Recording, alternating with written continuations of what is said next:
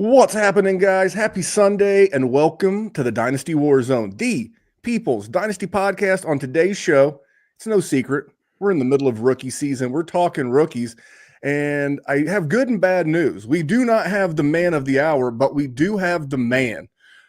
Sitting in with me tonight talking rookies is the head of all things at Roto Underworld, player profiler, FastDraft, the content colossus himself, a.k.a. Matt Kelley, a.k.a. the PodFather. What's going on, PodFather? Hey, buddy. Yay, no Jerry, no problem. That's all I have to say. No Jerry, I'm trading up. I'm no trading problem. Up. Yeah, Jerry, we were talking before we hit the record button. Jerry took everyone knows Jerry's a Michigan State alum. Took it hard that Michigan State is no longer vying for a national championship. But we got the PodFather here. We're going to talk about college athletes transitioning to the pros. Do you have a winner of the Final Four? Do you have a prediction that you think will cut down these nets? I happen to be at a bar. Guys, some Monday night. I don't remember who the exact matchup was. And I looked up and I kept seeing this kid making all these plays and just being completely impossible to stop off the dribble. And he was just pouring it in. And I was like, are you guys watching this? They were talking about something. I was like, I'm sorry, I'm not paying attention, but there's something on the screen here. This kid is incredible. And they were like, you mean Cooper Flagg? And I'm like, whoever this kid is at Duke, he's incredible. That's how absorbed I am with football and some soccer, but mostly football, is that this stuff kind of catches me off guard where it's really fun sometimes to just come out of nowhere with no expectations from the side and be like, hey, I'm going to watch some NCAA basketball. And this is all new to me. This is great. This kid's amazing. So I'm going Duke for that reason. Yeah, it was a pleasant surprise at a bar. I was like, I'm just going to drink my beer and stare off at the TV screen. And I'm not antisocial. I have plenty of instances where I've, been the center of attention in a bar, so I could just take this one off and watch this kid. Wow. It's ironic. We didn't talk about this before the show, but so last night, my wife and son are out of town, so I went and played poker last night, and I haven't played in a while, but I went, and it was at an American Legion, and we're sitting there and we're playing. Oh, did Mike McD show up? No, Mike McD did not show up. We did not get beaten up by a bunch of cops. But we did watch Duke, and like I hadn't watched a lot. I'm the exact same boat. I'm dynasty, fantasy football, and then a little bit of baseball. I know the soccer for you is with your daughter, the baseball's for me with my son. So, but I said the same thing. It's like, as long as this kid, I guess he had a bum ankle, as long as he stays healthy, I am going Duke as well. Maybe Florida. Florida's looked really good as well, but a lot going on with college football this week too. It was pro day week. And the first question I had for you was Ashton Jeanty. Looked great, looked like $1 million, just him in a pair of shorts. Again, fantastic. But no 40, no agility score, no burst score. Did that do anything for you at all, negatively, positively? What'd you take away from that pro day and the lack thereof? Well, there's not a lot of precedent for it. Ezekiel Elliott ran the 40. Saquon Barkley did the explosion drills and the 40 and the bench press. He went second overall. So this is new. It's unfortunate that this is happening, that these guys that are just locked into the top 10 are saying no thank you. So basically the signal I got from it was he's going top 10. That's what I got out of it. I didn't get any concerns out of it. I just thought, I guess there's no doubt now. If his agents are telling him he doesn't even have to do anything to ensure, wow, right? Because I'm sure he would if he was like, no, I want to show them what I can do and go from pick 16 possibly up to pick 8, pick 9. He would have done it. But I think that's already assumed. I think it's a lock. At least it's a perceived lock that he's going to the Raiders. It feels like the Raiders are at 6 or where he's going. I've seen plenty of people continue to workshop him to the Bears as but wishful why thinking. though? Why the Raiders?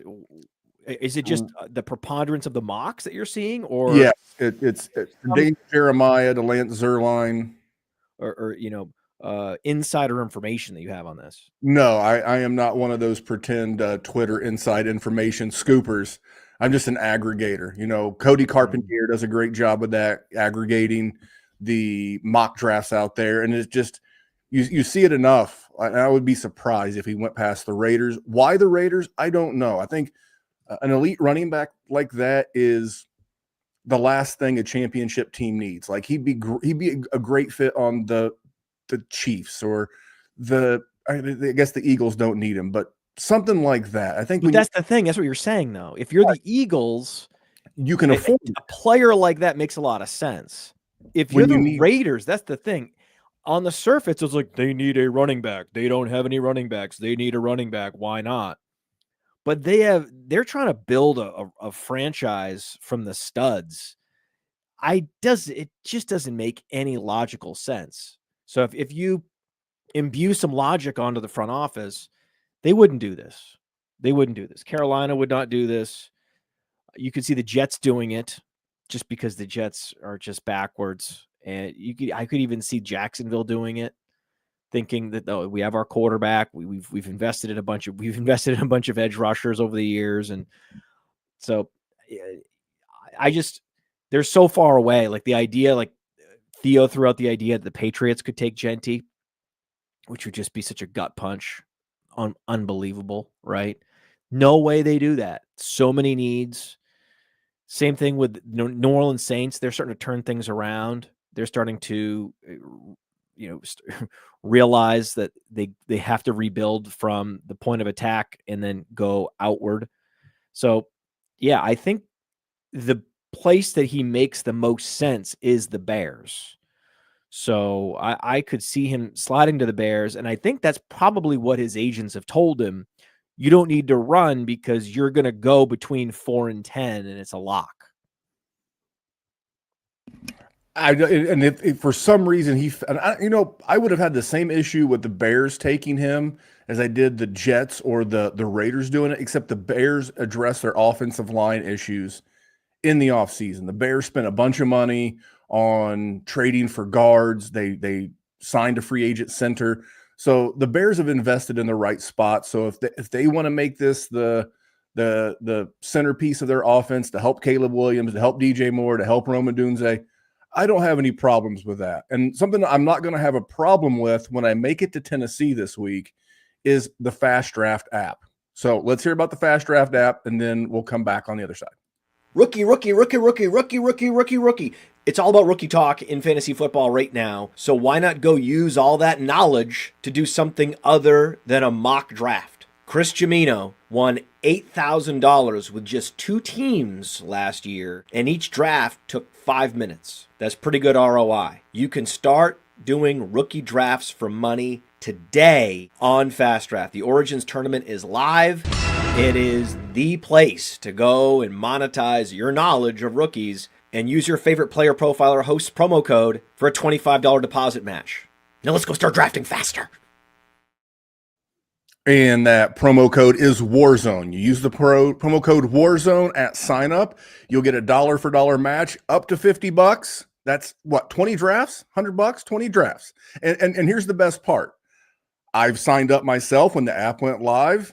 I happen to live in, and it's a weird state. Indiana is a weird state. You can gamble at an American Legion. We have casinos. We have a state lottery. I can bet on sports. Can't play FastDraft yet. I'm sure you're working on it behind the scenes. But this coming week, I will be in Tennessee. So if you ever wanted a chance to draft with me, because I am going to set this thing on fire. I am literally going to watch my son play baseball. If he's not up to bat, I'm probably going to be on the FastDraft app drafting. Join me Thursday, Friday, Saturday. I'll be down there 3 days.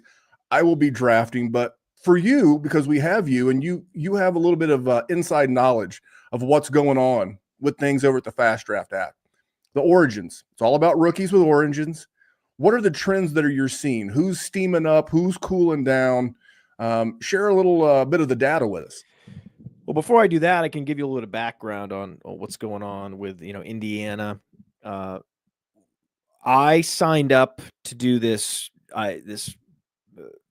pivot of our company where we said, okay, we're not just going to be a data provider. We're also going to be a gaming platform. And I think there's a lot of synergies between Player Profiler and FastDraft that we're going to realize over the next few years. I'm very excited about it. And I also had to welcome in this whole notion of compliance and state regulations and understanding all those things. Tennessee is actually a more difficult state to get licensed in than Indiana. It's just that Indiana charges $50,000 for the license and Tennessee charges much less. So we're able to do the paperwork. I mean, there's one of my favorite lines from old school is the guys are like, how did you guys get a fraternity on campus? That's crazy. You don't even go to the school. And they were like, well, it turns out we're just really good at paperwork. So yeah, I was like, it turns out Billy and I are just really good at paperwork. So we were able to get Tennessee, and people were like, wow, you're licensed in Tennessee. That's a tough one.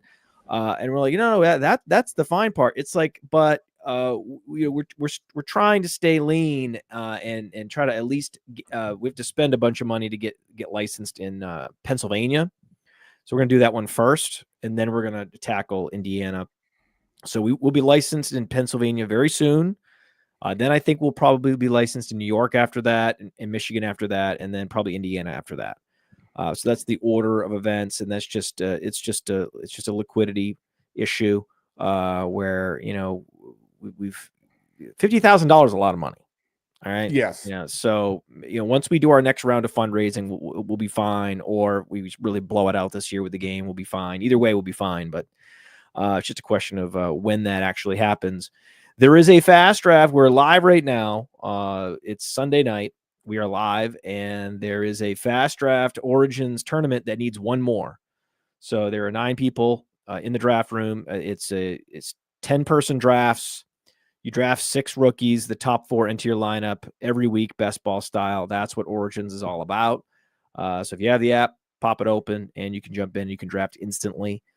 And hopefully you get the 101 and you can get Jeanty. Though one of the interesting thing is you do see once in a while someone going Cam Ward at the 101. I don't agree with that because the thing is if you're playing the portfolio game, which is part of what Fast Draft is, the portfolio button is one of the featured buttons right there on the app. So you can see your exposure and see you have X percentage of Jeanty, X percentage of let's say Jaylin Noel. And so that's part of it, is kind of tracking your portfolio and making sure you've got a good set of exposures. You're not too overexposed, but you're so for example, RJ Harvey, Alex and Cody and I love RJ Harvey, and I'm like, you guys got to be, hopefully you're overweight on him. And Cody's like, oh, he's like my second highest owned. And then Alex is like, oh, but I've got a ton of RJ Harvey. Like, oh, Cody's like, I got even more. And they're comparing portfolios, and it's great. If you want to have just a reasonable amount of Jeanty, you're gonna have to pick him every time you have the 101, because every time you have the 101, you don't pick Jeanty. That's Jeanty that you're never going to get in your portfolio because you can't get him at the 102 most you can't be guaranteed to get him. He's probably not going to be there at the 102. So you're going to if you end up taking some Cam Ward at the 101, what you're saying is, I want to be way overweight on Cam Ward because I'm going to get a bunch of Cam Ward at the 101 and Cam Ward at the 102 whenever I'm there. And then I'm going to have very little Jeanty. So it's a bet on Ward to take him at the 101, but it's also a bet against Jeanty because you can't typically get him anywhere else. So for that reason, I just go with the market there if I were playing, and go Jeanty at the 101, and then it becomes very interesting from there on. I mean, we have if you go to fastdraft.app/tournament-data, there you see all of the ADP trends. And can I share my screen on this podcast? I think you can. I think there's a present or invite. I could present my screens, I believe. So I could share a screen, right? Let's share a screen, and share screen, and then I'll share a tab, and then there it is, right? So you should be able to see my screen there. Do they see it? I'm adding it bring right it in now. there. Boom! Look at that. we've got it.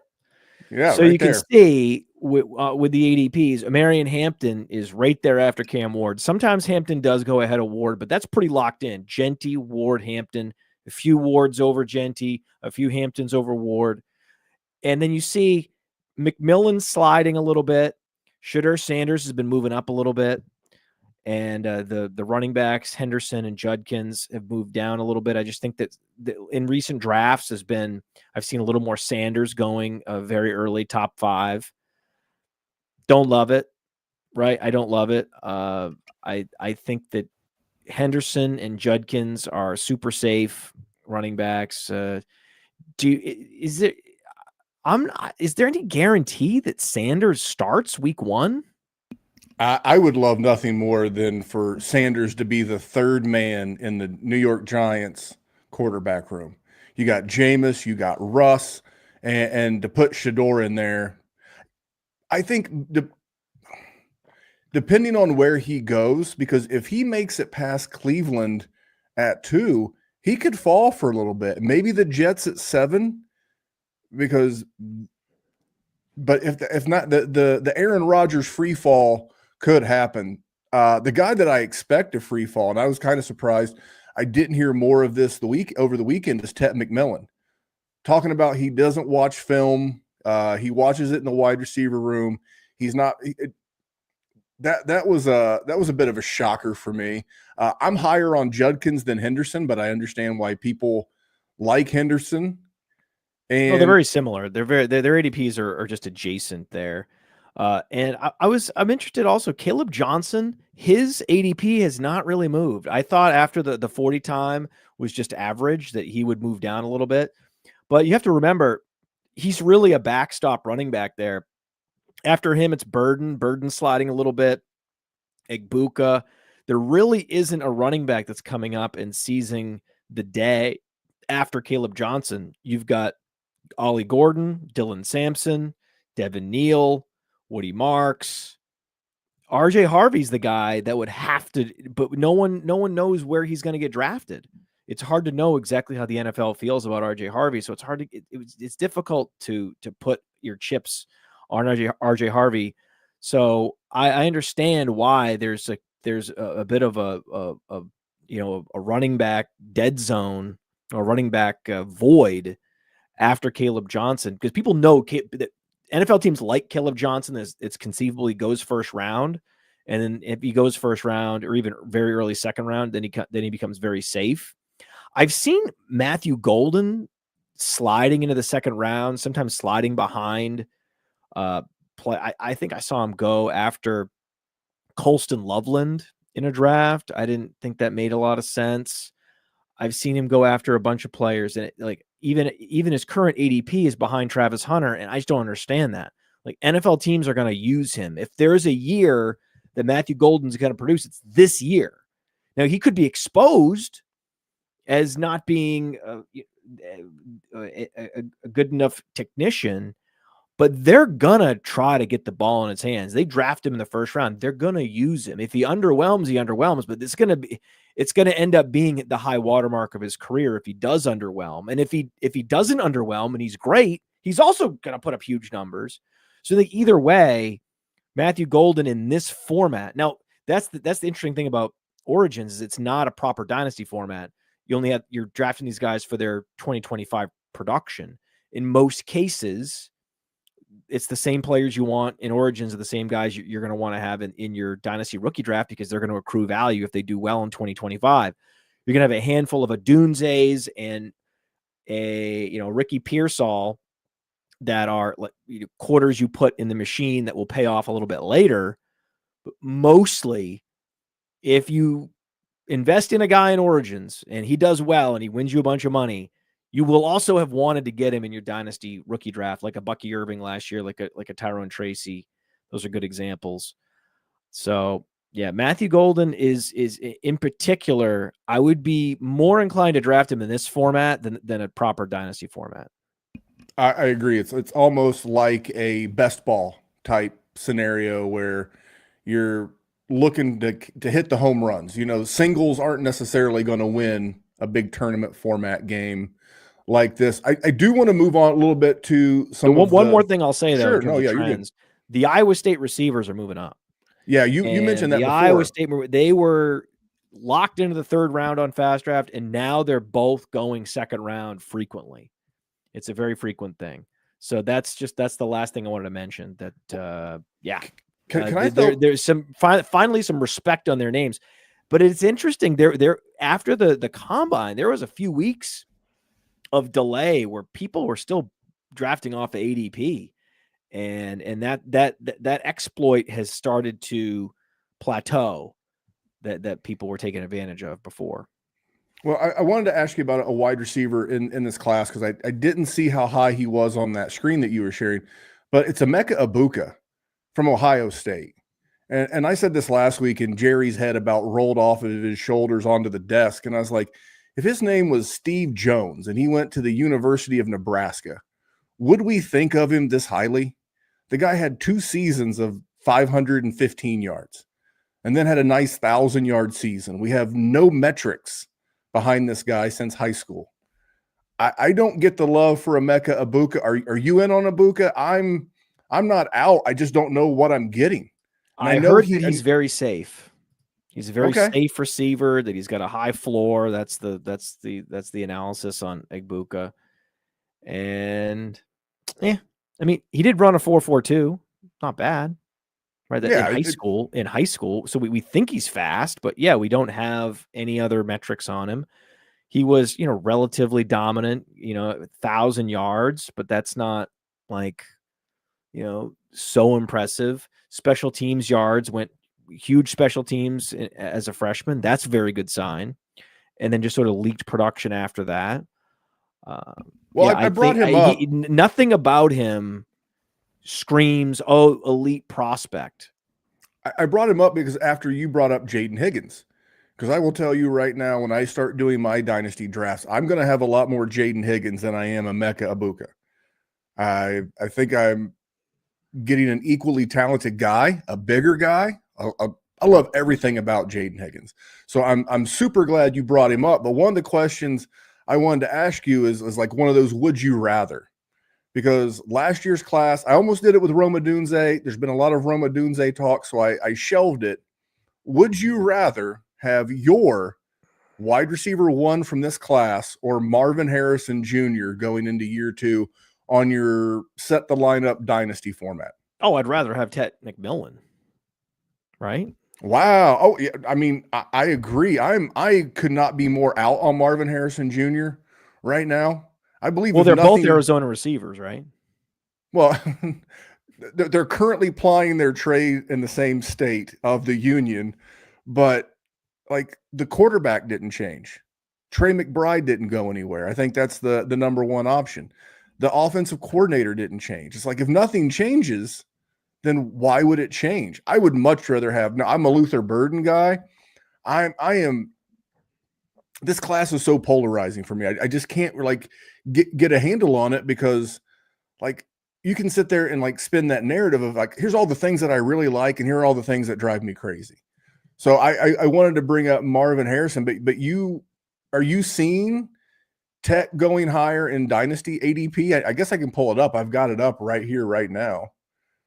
Yeah, I mean, I would in terms of our Dynasty rankings, we have Tet McMillan higher in Dynasty Deluxe. So you get the Dynasty Deluxe package, you get our rankings, Dynasty League Sync, Draft Planner, Trade Finder, Trade Analyzer.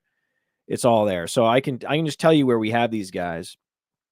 So we actually have Marvin Harrison that's slightly ahead of Tet McMillan, but I would go Tet McMillan. That's an interesting cluster. I don't like to give it away.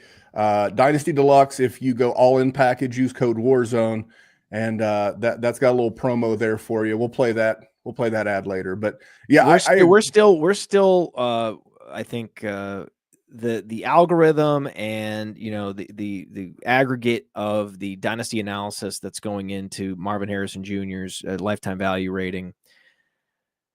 He was the 4th overall pick last year. He does have size and athleticism. I mean, there are some interesting things about his profile. I mean, he's not. I mean, 885 yards is a good year. it's not Ladd McConkey, but it was good. And he was number 5 in unrealized air yards, so he's getting downfield. It's just that, the target separation was near league bottom, and he didn't have good rapport with Kyler Murray, and it is the catchable target rate was way down. But the guy was, in terms of average target depth, he was top 20, deep targets, number 7, air yards, number 6 in the league. If you're a rookie with a ranking of number 6, 1,566 air yards, you have potential to translate that into a big season the following year after some seasoning and a full off season to work with your quarterback. And so there's absolutely a justification for, going back to Marvin Harrison Jr. I just think Tet McMillan's that good. And I think there's now officially a better upside opportunity with Tet McMillan than with Marvin Harrison Jr. But we're certainly not out on Marvin Harrison Jr. at Player Profiler. I've never thought that he was, in the same tier as, say, a Malik Neighbors or a Brian Thomas. And now you can say that he's probably not in the same tier as Ladd McConkey. I'm sure there are plenty out there that still think that he and McConkey are similar in terms of, dynasty value, but I'd rather have McConkey. And we certainly have McConkey well ahead of Marvin Harrison Jr. On the Dynasty Deluxe rankings. What will happen, one of the things that's interesting is there's a level of uncertainty around Tet McMillan and all these rookies that we can't assign much more value to a Tet McMillan. He's pretty much maxing out what you can get as a rookie wide receiver prospect until we know where he's going to land. So once his landing spot is known, if it's at all good, he'll probably rise up into that Marvin Harrison tier to be right there with like Marvin Harrison Jr., Garrett Wilson, Jackson Smith, and Jigba. He'll be in that zone once he lands. Now he could just stay where he is because he lands poorly. Where do you want him to go? I think that's the better fit for the Raiders than Ashton Jeanty. If you're going to go offensive player, I mean, I think that would allow Jacoby Myers to play that natural wide receiver 2 position, which he is. You got Brock Bowers killing it, at the tight end position. And then this draft class is so loaded with running backs. I think that's a good spot for him. I do want to ask you real quick about Rome Odunze because his name has come up a couple of times. I don't think people realize that Keenan Allen and well over 100 targets is gone from this offense. And I thought, what do you mean they don't realize it? Well, I've only heard a very small drumbeat for Rome Odunze. Theo was telling me Rome Odunze is going for quite a lot in his dynasty leagues. And it's going to take quite a bit to get Rome Odunze. Where he's going in startups, it's just, you're not going to get him. Like, people know. People are on Rome Odunze. You're not going to get him. Number 2. You're much better off. I made that decision. I was like, listen, man, the going rate for Rome Odunze is almost full freight. They understand the vacated targets. This guy was a total stud. I mean, put his production next to Emeka Egbuka, right? I mean, it's like no contest. So that's why if you go to Dynasty Deluxe, Rome Odunze's lifetime value rating is like an order of magnitude higher than Emeka Egbuka for a reason, because he's always been a better prospect, and now he's poised with a quarterback heading into his second year, all that rapport finally going to click into place, and the lack of Keenan Allen and just the overall offense getting better. Kaleb Williams having more time to throw, which he really needs. So there's which helps Odunze most to get downfield and make those plays. So none of this is a secret though, right? I think that you're better off going for someone that underperformed, that wasn't an early first round pick last year. And the guy I've chosen to get behind is Ricky Pearsall for that. I mean, he got shot. I mean, you got to be excited that. And then all the talk about Brandon Ayuk, the Niners gave the artificial trade date of April 1st. So if we don't hear something in the next 24 hours, he's likely still going to be a Niner. But it came out on Player Profiler now that there's a very good chance that Ayuk misses the first 6 to 8 games of the season. No. Yes. Is he coming back from a torn ACL? And MCL. Don't forget the and MCL. No kidding. He had to go back for another surgery. Come on, guys. We know this. We know this, man. The problem is it just makes Pearsall even more expensive. I think he's a value. I got one last receiver question. I think you can pay whatever the price is. Buy high on Pearsall. I think you could. I like the term you used earlier, full freight. I think you could pay current full freight for Ricky Pearsall, totally. and you're still going to turn a dynasty profit in season. He won them over. I mean, you're talking about the 49ers. It's a good offense. They already had weapons. They had, they had Christian McCaffrey. They have George Kittle. They had Brandon Ayuk, and they decided they wanted him with their first round pick. Their offensive line was getting old, and it's like, no, we want this guy. I absolutely love it for Ricky Pearsall. But my last wide receiver question is on my guy, Luther Burden. Now, tiny baby hands. Now, you probably remember the Burger King commercials a few years ago where the guy couldn't eat the Whopper because his hands were too small. That's right. Does Luther Burden Jr. and his tiny baby hands, is that a concern for you?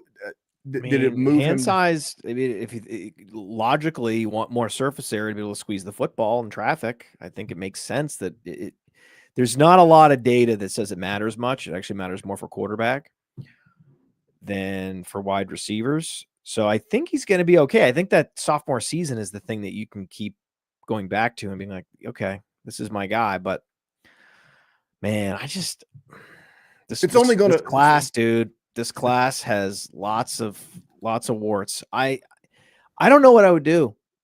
I don't know what I would do. I haven't had a rookie draft yet, but if I'm sitting here, end of the first round, it's not great, right? It's not great. Once Tet's off the board and once those running backs are off the board, Judkins and Henderson, I think I would just go. I'm pretty sure I would just go Kaleb Johnson just because I know what I'm getting. And athleticism has almost jumped the shark at running back. Where, yes, athleticism matters more for running backs, but this idea that Kaleb Johnson is, should be heavily discounted because he didn't run a sub 4.5 40 is ridiculous. It used to be that 4.55 was fine, perfectly fine. After a guy like Arian Foster runs like a 4.7 and is putting up, perennial Pro Bowler Arian Foster. So I would just listen, Kaleb Johnson's the real deal. I would go Kaleb Johnson. I'm not over McMillan, over Egbuka, over Burden in my hand, over Matthew Golden. Can't do it. It's just, I've just noticed on FastDraft that Golden is slipping sometimes mid-second round. And at that point, Golden becomes something I'm interested in, because then it's like, well, do I go RJ Harvey or do I go Golden, or do I go Colston Loveland? And on FastDraft in particular, because there's no dedicated tight end position, tight ends have to produce on par with whoever they're, competing to get in your lineup with. So they're going to be at a disadvantage to a guy like RJ Harvey, to a guy like A.O. Manor or Noel.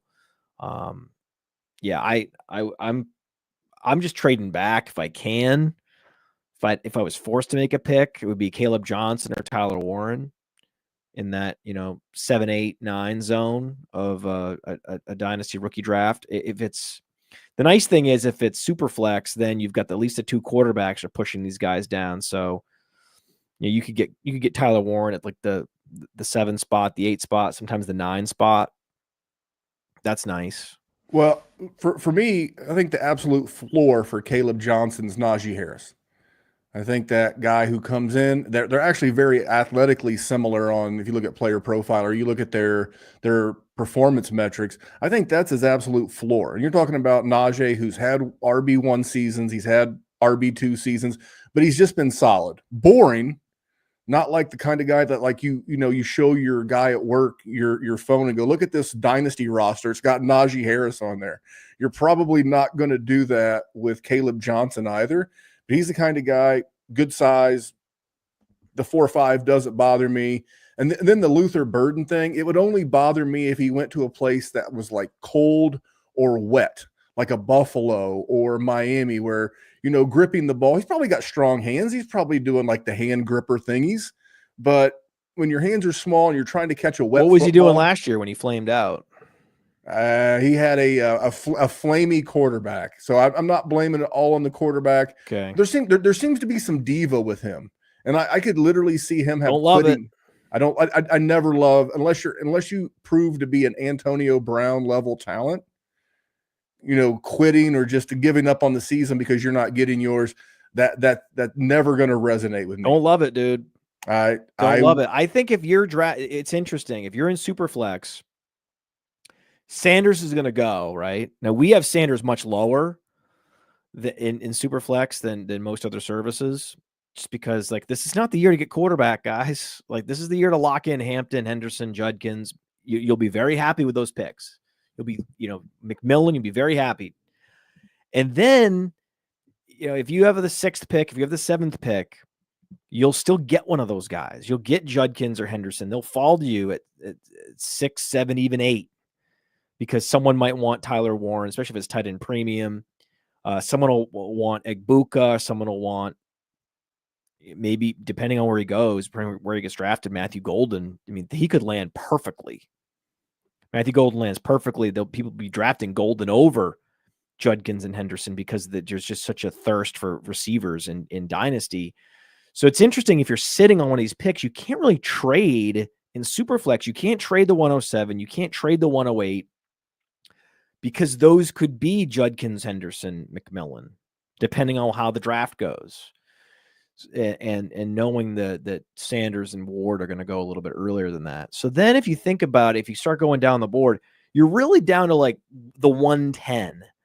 Once you're at the 110, you're probably not going to get an Ohio State running back at the 110 in Superflex. That's where the hope is finally gone. Again, if you're at the 109, I think you try to wait and see if your league mates will screw up in front of you and take a receiver, take Sanders, take Warren, and let you have, say, Judkins at the 9 spot. But if you're at the 10 spot, 11, 12 in a rookie draft, God, I'd trade down. Man, I'd trade down. It's because it looks like a first rounder. You're still giving up a first rounder, but it's nothing like the first rounders that are going, a few picks ahead of these guys. So I would try everything I could to trade pick 10, 11, 12, and then try to trade down to pick 16, 17, 18. That's going to be where you can get RJ Harvey. That's going to be where you can get Jaylin Noel. Maybe try to get two seconds in that 19-20 zone, which would be could easily be RJ Harvey and Jaylin Noel. Where don't go based on what our rankings are. Our rankings are, higher than that. Like we have RJ Harvey at player 14, right? He's going to on keep trade cut and other services. You're going to see he goes much lower than that. Many picks lower than that. So keep that in mind when you're making these trades. 2 late seconds, man. Oh my God. And it is fine. If you get sniped on Noel or sniped on Harvey, you could go for Tootin. I just think that's the move. Higgins might be there. Maybe you were going to take Noel, just pivot to Higgins. But I like having 2 late second round picks this year and then using one on a running back and one on a receiver.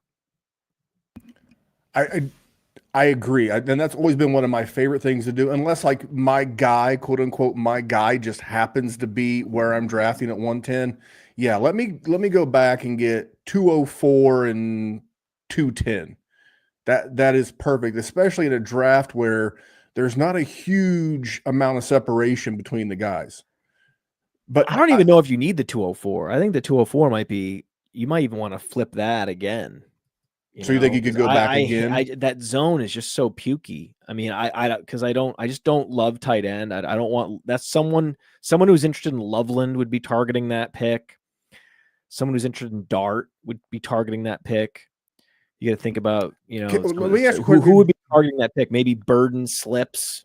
So you could probably hold on to it, do the trade, and then be open for business at the 204, and then trade back down again, and then take Tootin. Like maybe person trades up with you. Maybe they have pick like 23. That could be RJ Harvey. That could be Tootin. And then you get an extra third out of it, something like that. Or I don't know. Everyone's always offering like, okay, you can have my second. Just give me your third and next year's second. That's a great trade if you can do it. A lot of those are not accepted anymore. That used to be the case, but used to be very, very doable where you could, and I think things like the player profiler channel and all the things, they've made a lot of the good old school moves so much more well known. Like it's like people always say in the NFL draft, well, such and such team should trade back. Well, you have to have a willing trade partner to do any of these trades. I like to, there's some guys though in the mid-second round. There's some guys where you could see, I think in Superflex, someone in your league probably loves Jackson Dart. Someone in your league probably loves Loveland, loves Burden. And then once those guys are off the board, you're down into, you're down into guys like Arroyo and Royals and Damian Martinez, and no one's going to be that interested in trading up for those guys. Well, you were one of the few people that has played Dynasty as long as I have and has been doing content longer than I have. So Matt and I mean, how long have you been doing content? It's been 10 plus years, right? Yeah. So you've seen all of the quote unquote generational backs. Jerry and I started the podcast in 2017. I was playing before that. But the generational, and I say that with air quotes, the generational running backs since I've been doing Dynasty have been Ezekiel Elliott in 2016, Saquon Barkley, Bijan Robinson, and Ashton Jeanty. And there were other guys that, people tried to put. Zeke was generational? Dude, I as a talent, no, but as a hyped Dynasty asset, yeah.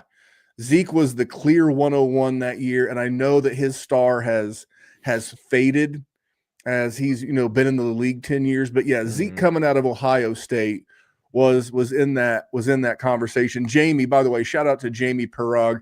He's always here every week, big supporter of Player Profiler in the show. He said Jonathan Taylor. No. I mean, he was a generational talent. No, Jonathan Taylor was a good athlete, I should say. The Sonic Truth podcast is what it is today because Jonathan Taylor was not viewed as the consensus 101.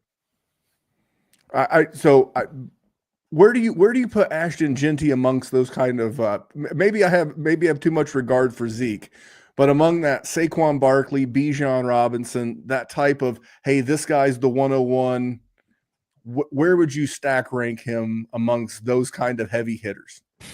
I mean, when you're talking to Alex, someone who had, was deep exposure at the college level to a guy like Bijan Robinson, and to hear him talk about Ashton Jeanty, it's like, oh my God, dude. Oh my God.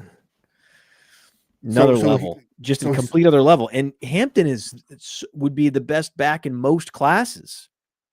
So yes, Jeanty is that guy. It's going to be very interesting to see, is this that he's that good? We're not going to know until the NFL season starts.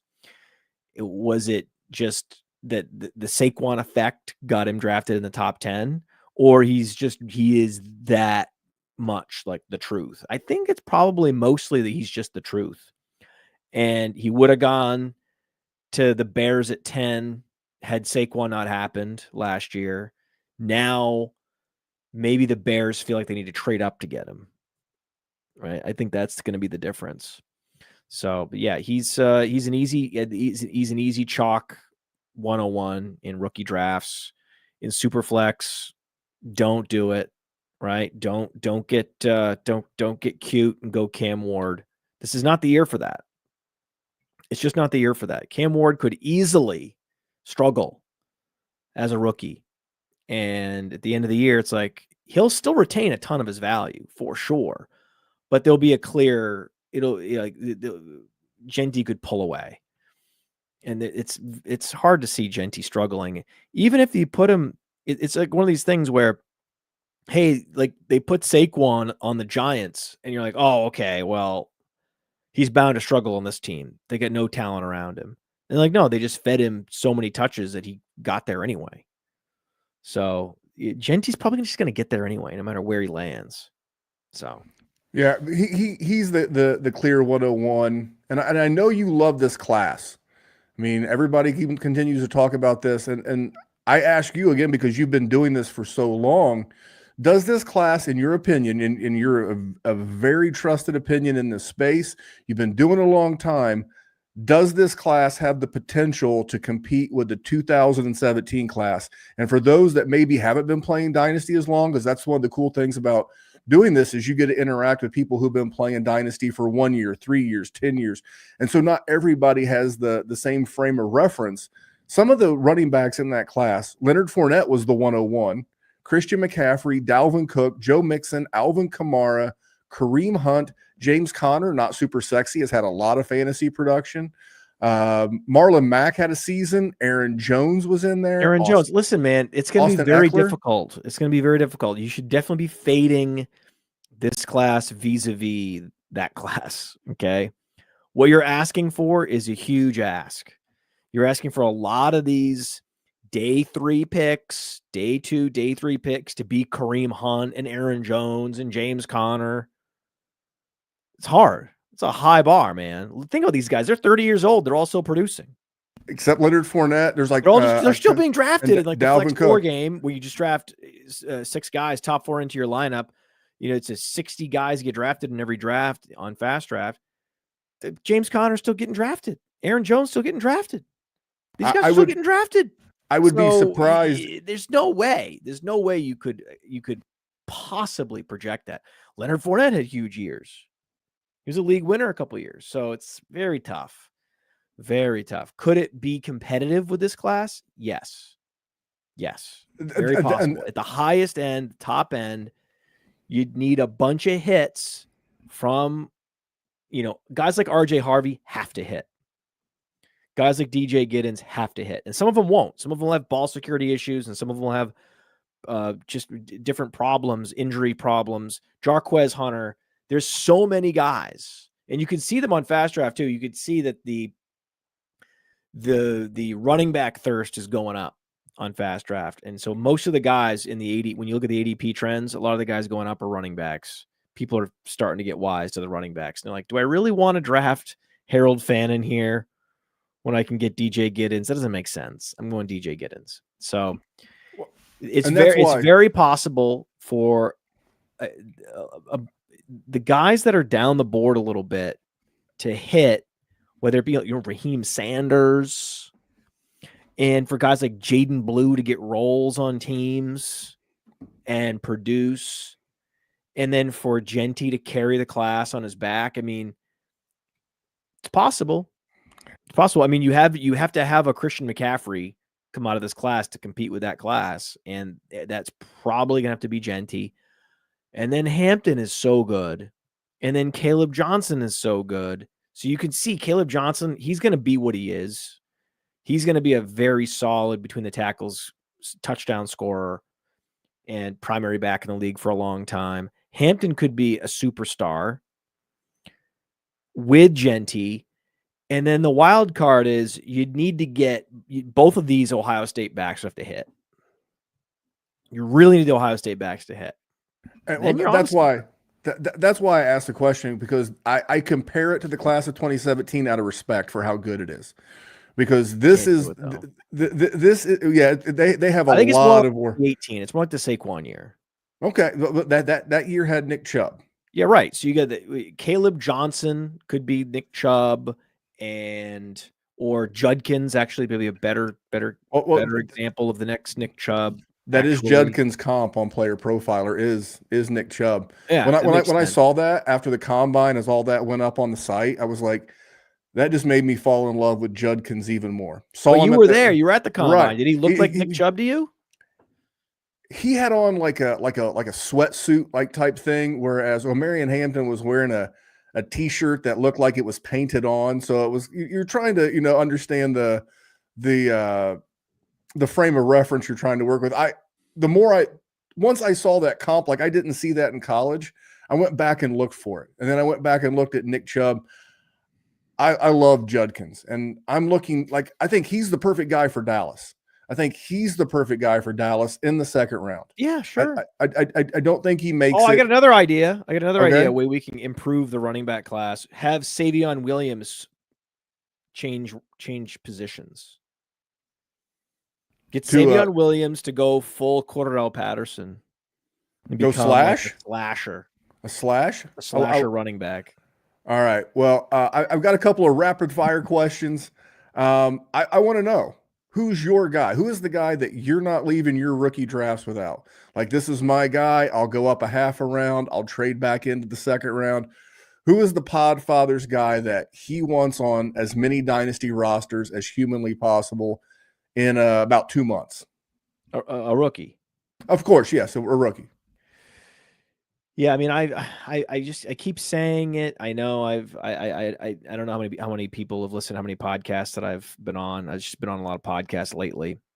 But it's got to be RJ Harvey, because he's so easy to get. You know, you can get him.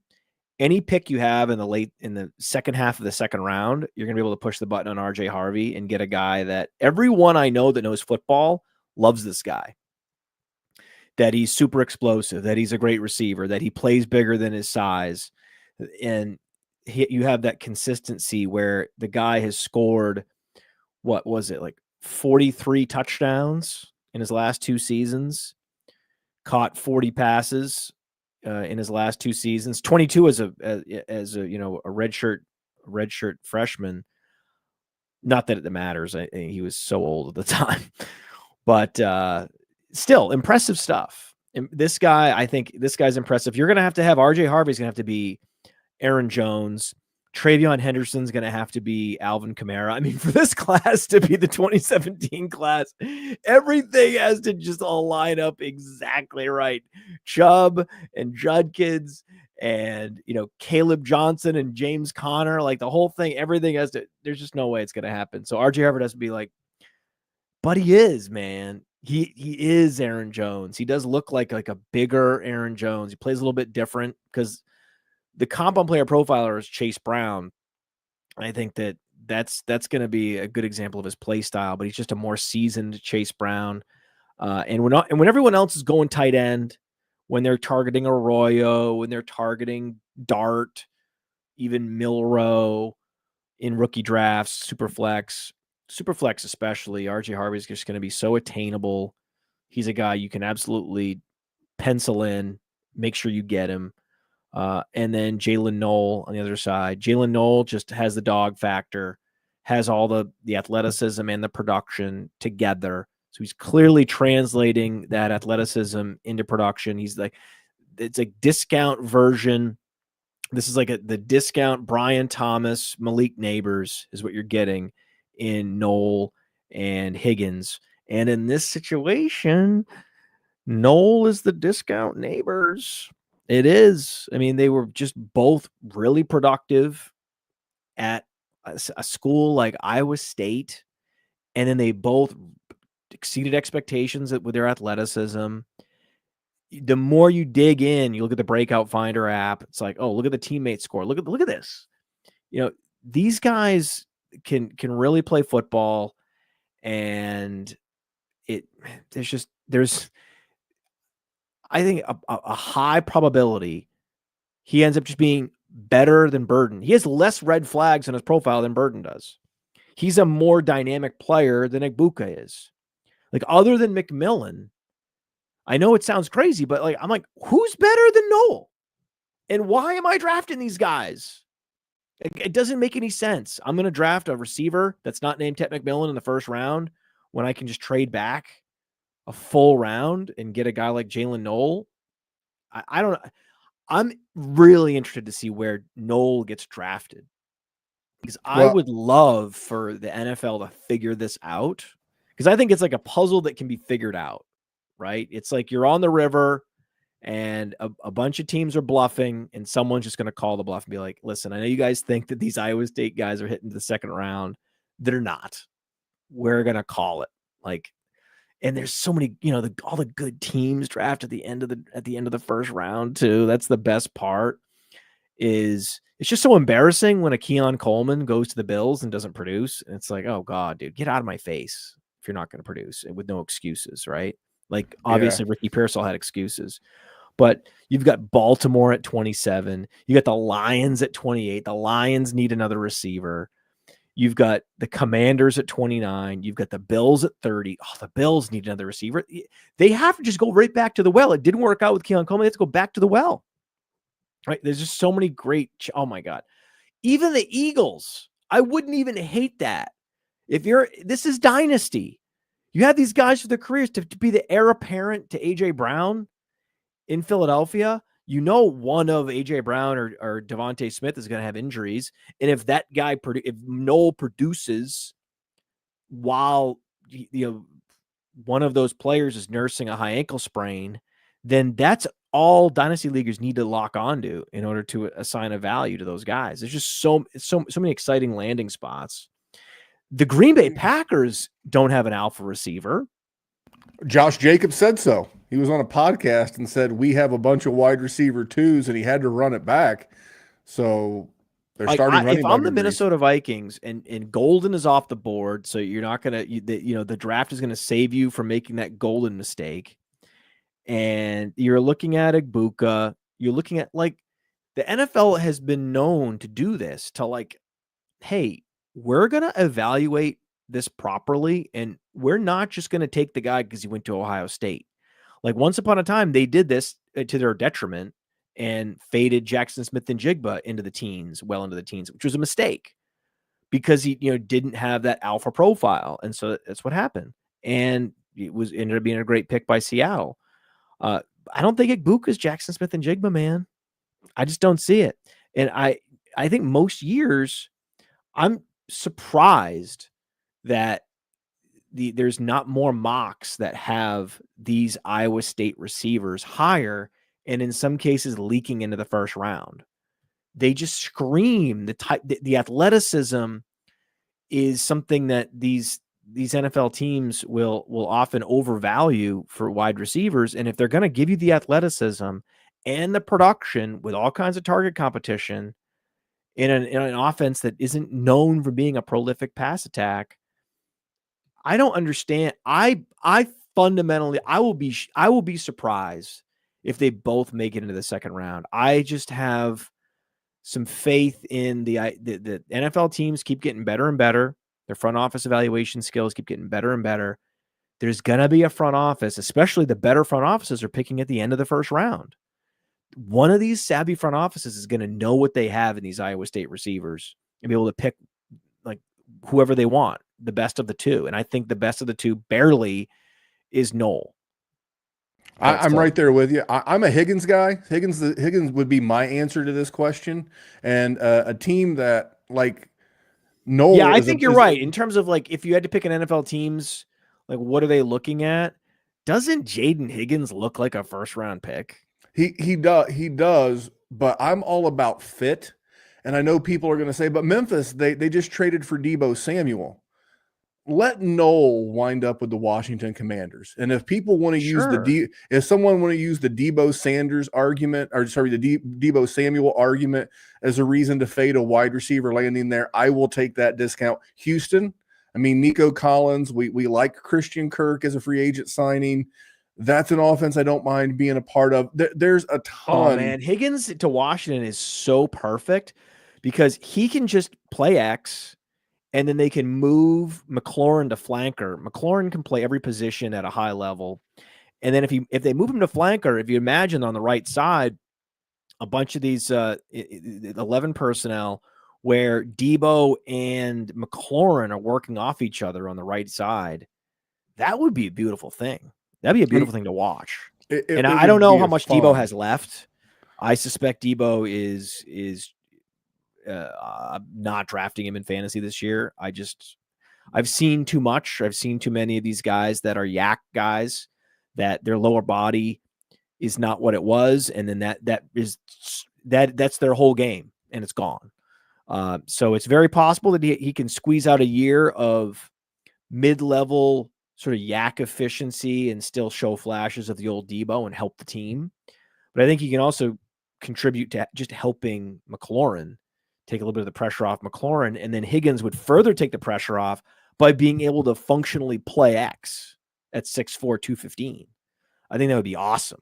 It would be very exciting. And I see it in the chat. And by the way, shout out to everybody over at Player Profiler Now Plus, the YouTube channel, who are chiming in on the chat. You guys have been filling it up tonight. Thank you so much. You're working late, but I do have one more question for you. In the world of pro wrestling, they call this gimmick infringement. I'm going to infringe on your gimmick. Usually when you do the Mind of Mansion, at the end of every show, you ask your guest for a bold prediction. Bold prediction, yeah. Bold prediction. So I almost asked you for a mansion lifestyle hack. I didn't want to put that on you at the last minute, but so I'm going to turn the tables on you. What is your boldest rookie take as we go into the NFL draft? Because it's April and the draft is this month. Boldest take. Well, people have not. I haven't heard this yet. Maybe someone has talked about this. I've yet to hear this discussed, this concept. What if Travis Hunter goes somewhere that has a couple good corners and needs receiver help? That's a possibility. So it's very possible that Travis Hunter goes to a team that needs a receiver much more than it needs a cornerback, and he ends up thriving. So as a receiver, playing receiver. So what if there's injuries, or what if there's injuries at wide receiver and the team comes to him and says, listen, you got to start playing wide receiver full time. So there's these scenarios where he ends up playing receiver full time. So I'm going to say that that Travis Hunter plays the majority of the snaps at receiver this year as a bold prediction. And he ends up being a top 3 dynasty wide receiver, and everybody's slapping their forehead, letting him get into the second round, just based on the fear of him playing too much corner. There you go. The man himself, guys, the PodFather. I mean, we've got a ton of rookie stuff coming up. I played the FastDraft app. I saw in the last team email that it's about 50-ish% full, and it's going to run through the end of the month, right? Sometime around the end of April. The Origins draft ends. Well, I'm going to make an announcement here. Yes, the current Origins tournament is set up to close at the beginning of the draft, like 7:59 p.m. on Thursday of draft night. So that's what it's set up to do. And we believe that it's going to fill ahead of time. We're on schedule to fill a little bit early. We're at 50% full already, and drafts have been ripping off like crazy lately. Code WarZone, 50%, get you $50 deposit bonus on FastDraft. Code WarZone, get you a deposit match up to $50 on FastDraft. And you can draft with me this week. I'm in. I'm in. I don't know. I could probably fill the other 50% by myself, because I'm locked. I'm loaded. I'm ready to go. You're ready. So what we want to do, and so I've asked the question to people. So why wouldn't we actually run a draft during the actual NFL draft? So I think what we're going to do, this isn't official, but the wheels are turning in this direction, that we're going to have a draft, a mini Origins draft that happens during the draft. It opens at the beginning and it closes at the end of the draft. And it'll be called like Origins Chaos. And so you'll be able to draft while picks are coming in. That's awesome. I see Cody in the chat going, "Oh baby!" multiple exclamation points.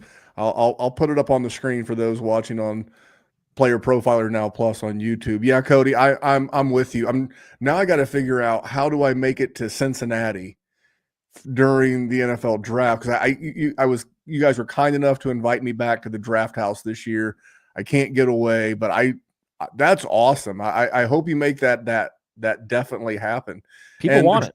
And the draft house, and you're doing the draft house again this year in Tampa. Yeah, it's Tampa Bay. Actually, yeah, found out very late in the game that draft is actually going to be in Green Bay.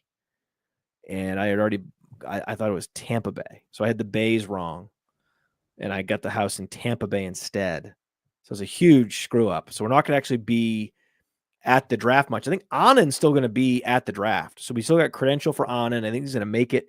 Anand is thinking about going to the draft day 1 and then flying to Florida for day 2 and 3. Anand's an animal. He's just, he's a baller. 100%, man. Well, listen, I super appreciate you jumping on with me, and even I'm gonna double that because A, it's always good to catch up with you, and B, because Jerry, no call, no show for work, man. What's coming up on the Sonic? I'll get you out of here on this. What's coming up on the Sonic Truth this week? Anything with Mind Dimension you want these people to know? They're gonna listen. Alan back? What's going on? Alan's not back. No, we got Casey Myers from the FF Dynasty. He's going to be my guest, Cody and Casey, tomorrow. So I'm still putting some topics together for that show tomorrow with Casey and Cody. It's going to be fun. Have you spoken with him? Have you done a podcast with Casey? Casey and I have not yet podcast. I've only talked to him about his show and everything else and FastDraft, but not the podcast. He's a great guy, and I've been wanting to go on that show. I'm going to be going on that show soon and have him on the Sonic Truth. And then we got Faraz Siddiqui coming on the has the biggest fantasy channel on Instagram, and he's going to be coming on the show on Tuesday. So got another big week. Well, I love Casey. It's one of the things I'm proud of all the work that I've done with Player Profiler, but that's one that I'm proud of because I referred him and the guys from the FF Dynasty to Theo because, like as a content creator, you still listen to content and there's content that I enjoy. And I've loved listening to Casey for, man, it feels like it's been 6 or 7 years. I don't know that Big Co and Jay Wayne are still as active as they used to be, but so proud to be a fellow partner podcast along those guys.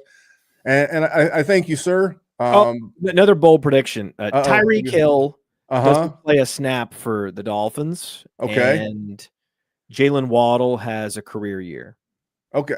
Well, I heard that when you had that podcast, and I had that exact same prediction a little bit earlier in the spring, or I guess late winter. I'm right there with you. I've been snapping up. You think you can trust Tyreek Hill to show up to work this year and he had more kids than after last year? He's the type of player who has a great year or two, and then is starting to look around going, I don't love the situation as much anymore. I think he has a very high regard for what he should be getting out of the situation that he's in. I mean, this is a guy that got himself traded out of Kansas City. So there's no situation that's good enough for Tyreek Hill. And a speedster in his 30s with a colossal ego is not something that if I were Mike McDaniel, I'd be wanting to manage. And the big winner of a potential fallout or a falling out is going to be Waddle. Well, I'm going to add one because I have not said this on the air yet, but it is one that I mean. I think Tua, nothing against the guy. He just can't stay healthy. And the return of Zach Wilson, he is going to take over that job in that offense, and he's not going to give it back. And he will be the starting quarterback for the Dolphins by Thanksgiving. That's interesting. Yeah. Waddle from Wilson, the WW connection. Hey, I just see it in that offense. I'm not rooting against Tua. I've seen him on the boat. He's out of shape. I'm like, dude, come on, man. Put the beers down. And he's on a boat drinking beer. NFL players and boats, as we know, legendarily are not a great combination. What is Minnesota? Minnesota, the New York Giants. Well, actually, the funny thing is Culpepper went to Miami. Yeah, and after Minnesota. And they chose him over Drew Brees. They won the bidding war. Yeah, congratulations. That got you a whole lot of nothing. Well, listen, Matt, it was great catching up with you. Culpepper. We got Dante. They actually chose Culpepper over Drew Brees. I know. How'd that work out for him? Famously, because of they were worried about the shoulder injury, the Drew Brees shoulder injury. But Culpepper had a worse knee injury, but these things happen for a reason. And Culpepper was on boats partying. Yeah. Right. I'm gonna go party on a boat. Ladies right of the now. Night.